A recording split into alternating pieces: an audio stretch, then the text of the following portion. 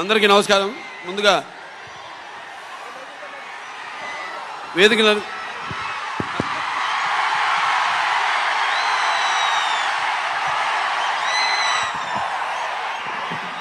Thank you brother.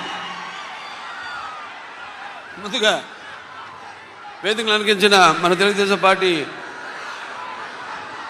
జాతీయ అధ్యక్షుడు శ్రీ నారా చంద్రబాబు నాయుడు గారికి, అలాగే జనసేన పార్టీ అధ్యక్షులు పవర్ స్టార్ సోదరుడు పవన్ కళ్యాణ్ గారికి, అలాగే వేదిక మీద ఉన్న తెలుగుదేశం పార్టీ మరియు జనసేన పార్టీ నాయకులకు, అలాగే వేదిక ముందున్న తెలుగుదేశం పార్టీ మరియు జనసేన కార్యకర్తలందరికీ కూడా, అలాగే ఈ యొక్క ప్రజాస్వామ్య పరిరక్షణకు బద్ధకంకణులైన నా తెలుగు ప్రజలందరికీ, అలాగే అనుక్షణం నన్ను ఆశీర్వదిస్తున్న విజయానికి నీరాజన పడుతున్న నా తెలుగింటి ఆడపడుచులందరికీ, అలాగే యువతరానికి ప్రతినిధులు, నవతరానికి నాయకులు, భావితరానికి భారతదేశపు మహాశక్తి అయిన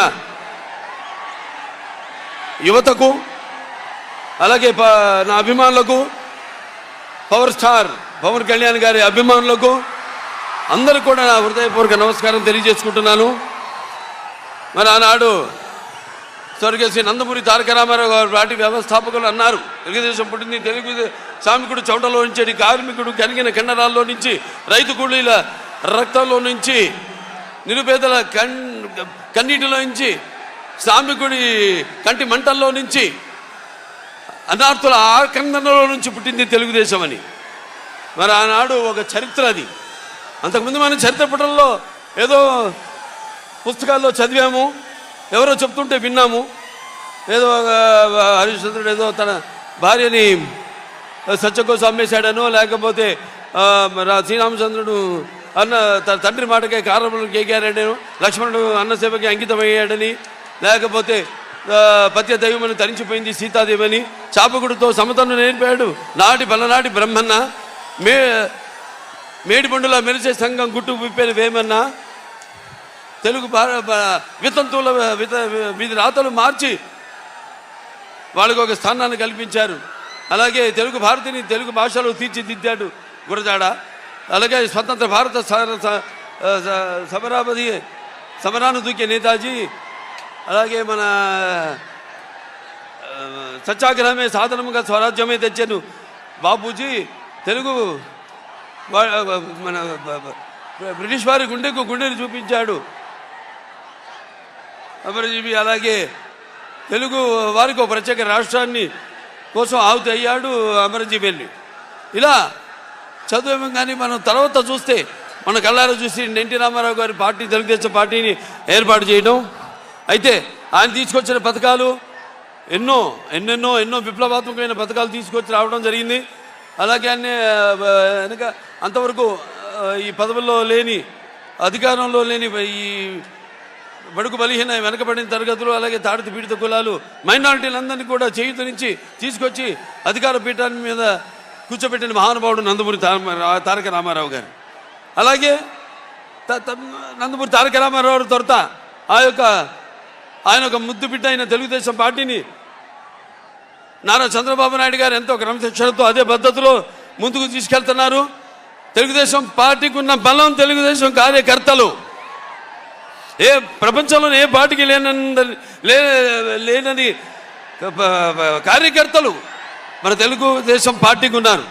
అటువంటి ఒక నిబద్ధతతో, ఒక అంకుట దీక్షతో, ఒక క్రమశిక్షణతో ఈ యొక్క పార్టీని ముందుకు నడిపిస్తున్నారు. అలాగే ఈ యొక్క రాష్ట్ర అభివృద్ధి కోసం,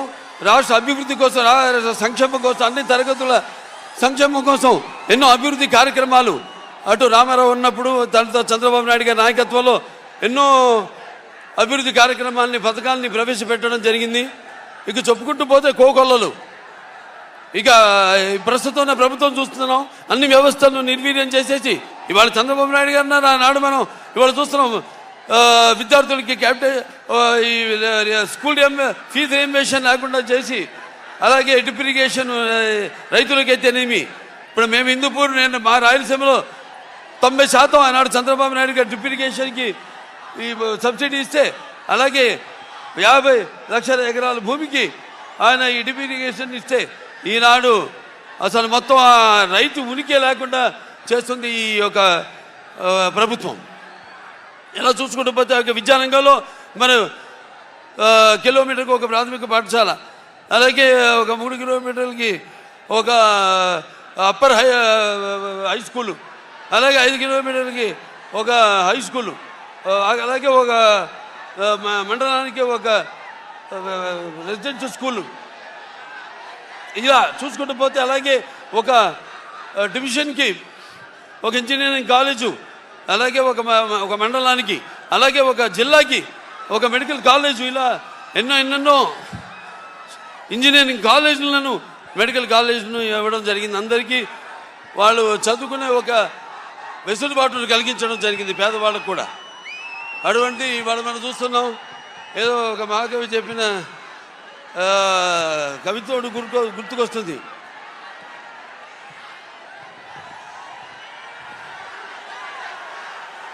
అదే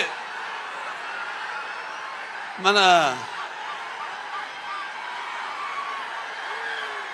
ఏ దేశ చరిత్ర చూస్తున్నా ఏముంది గర్వకారణం మానవ జాతి చరిత్ర సమస్తం పరపీఠ పరాయణం అని.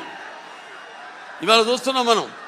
ఒక ఇష్టం వచ్చినట్టు మాట్లాడుతూ అవహేళన చేస్తూ చేసిన వాళ్ళని వాళ్ళు చేసింది మెచ్చుకోకుండా, వాళ్ళు చేయకుండా ఏదో కోడిగుడ్డు మీద ఈగలు పీకిన బ్యాచ్ కొందరు ఏదో పిచ్చి పిచ్చిగా మాట్లాడుతున్నారు. వాళ్ళని సూటిగా అడుగుతున్నాను, మరి మీరు చేసింది ఏమిటని. సరే, మేము చేసింది ఎంతో మేము చూపిస్తాము, మీరు రాండి బాబాటి మనం దాని మీద చర్చిద్దాం. మీరు రండి వాళ్ళు రారు. కానీ ఇష్టం వచ్చినట్టు వాళ్ళు ఏదో అక్కడ అధికార పీఠం మీద కూర్చొని ఏదేదో వాళ్ళు ప్రగల్భాలు లేనిపోయి ఇవన్నీ గొప్పలు చెప్పుకుంటూ, అలాగే ఈ యొక్క ఏదైతే నాడు బ్రిటిష్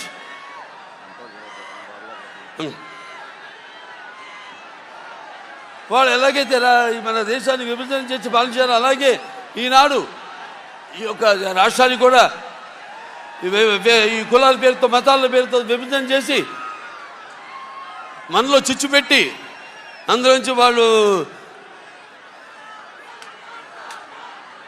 అధికారంలోకి రావాలని ఎన్నో కుట్రల మీద రాజకీయాన్ని నాటకాలు ఆడుతున్నారు వాళ్ళు. ఇవన్నీ మీరు గమనించాలి. రాబోయే ఎన్నికల్లో ఈనాడు ఈ యొక్క జనసేన మరి తెలుగుదేశం ఈ యొక్క కలయికలో జరుగుతున్న ఈ మహాసభకు మీరంతా అసలు నేల అయినిందా ఆకాశానికి చిల్లు పడిందా అంటే రీతిలో ఇసుకేస్తే రాలినంత జనసందోహం ఈ జన సముద్రాన్ని చూస్తుంటే అనిపిస్తుంది నాకు. తప్పకుండా తెలుగుదేశం జనసేన యొక్క ఈ కూటమి అధికారంలోకి వస్తుంది. మీరు సిద్ధమా? మీరు సిద్ధమా? మీరు సిద్ధమా? మరి యొక్క ప్రజాస్వామ్యంలో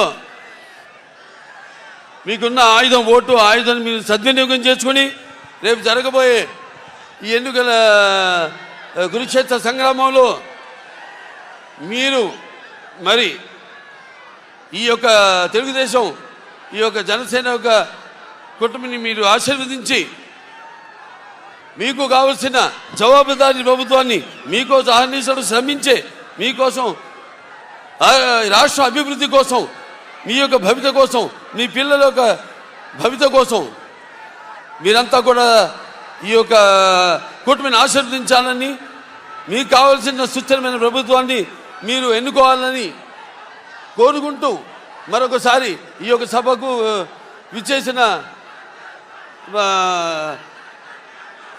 అభిమానులందరూ కూడా యువతకు, అలాగే సోదర సోదరీమణులందరికీ, అలాగే తెలుగు ప్రజలందరికీ కొత్తగూడెం